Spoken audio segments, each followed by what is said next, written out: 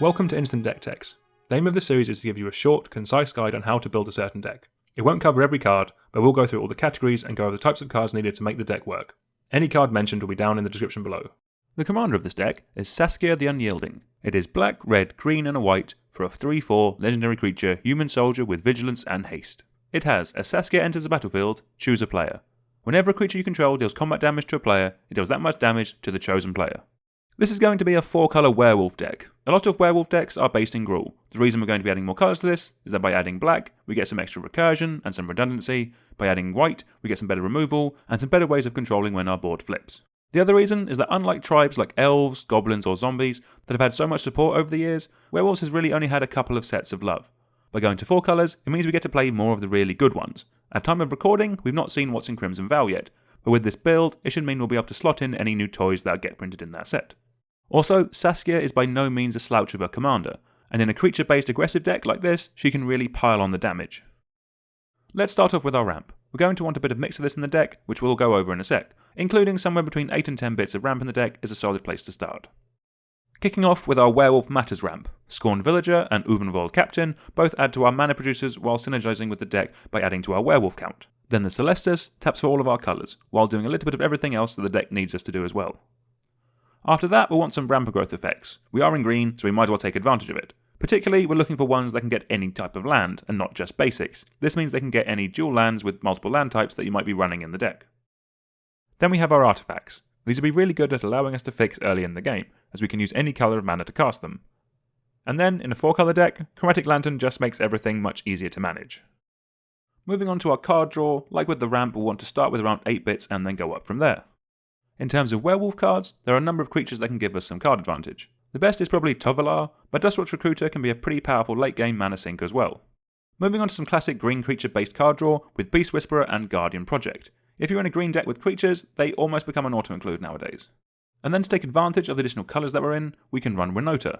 A lot of the werewolves we want to run are humans on the front side, and this deck will also be making a lot of wolf tokens. Combined with Renota, you should be able to go from killing one player to killing lots of players in no time. Your interaction really depends on your playgroup. If everyone is a bit more casual, then you won't need as much, and what you run can be slightly slower and more thematic. If it's more competitive, and you're expecting to come across players trying to combo off, focus on the instant speed interaction.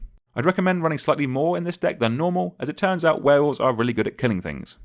Starting off with our werewolf cards, Brutal Cathar, Huntmaster of the Fells, and Ulrich all do a decent job of knocking off some creatures, while also adding to the amount of werewolves in the deck. Outland Liberator and Graveyard Trespasser can fill out some added needs of our interaction, by being able to destroy artifacts, enchantments, and then picking off some key cards from graveyard decks. As mentioned, there will be wolves in the deck as well, so Seraph Realm Eater, Master of the Wild Hunt, and Tolsimir, Friend to Wolves all help synergize with the deck, while giving us some more solid answers as well. When it comes to instants and sorceries, we have the best that black, red, green, and white have to offer, so tailor the choices to what you're expecting to come up against. Another benefit of all these colours is getting some recursion in black. This really helps us recover late game after all the inevitable board wipes.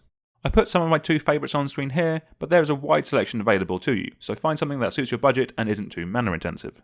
Next up for the deck is Werewolf Support. There's a few key things that we want our deck to do to really bring the whole thing up a notch. First up is getting our werewolves to flip. Generally speaking, the backside of a werewolf is more powerful than the front, and Moonmist and the backside of Gear Reach Bandit both do this really well. The next part is that once they've flipped, to keep them flipped. We can lean into the silence effects in white to make players only be able to play one spell a turn. This does also affect you, so generally you want to play these after you've got some kind of flipped powerful board state. Another way to help keep them flipped is by having flash on your creature spells. By being able to cast your creatures at instant speed, it gives you the flexibility to play them when you need to. It means you can spread out your plays over your opponent's turns, so you never have to play 2 spells on the same turn, which would cause your werewolves to flip.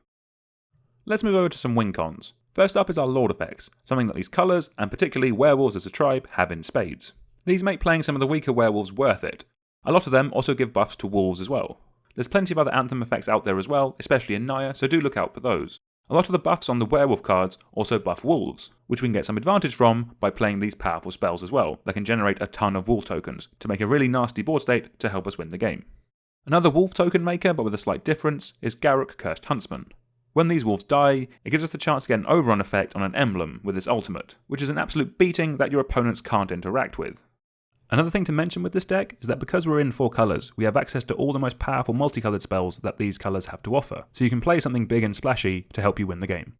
In a 4-colour deck like this, I wouldn't want to run too many utility lands, especially ones that don't tap for colours of mana. The main ones I would look at are Kessig Wolfrun and Gavony Township to help get some more damage through. And then, as we are an attacking creature deck, Mosswort Bridge and Spine Rock Knoll should both do decent jobs at getting us some extra card advantage as well. The rest of your mana base will be very dependent on what you have available to you. We've recently released a video with some advice on building a deck with a budget mana base, which might be of help. Until next time, please like, share and subscribe, and let us know down in the comments if there are any commanders you'd like to see a deck tech on. Thank you very much for watching.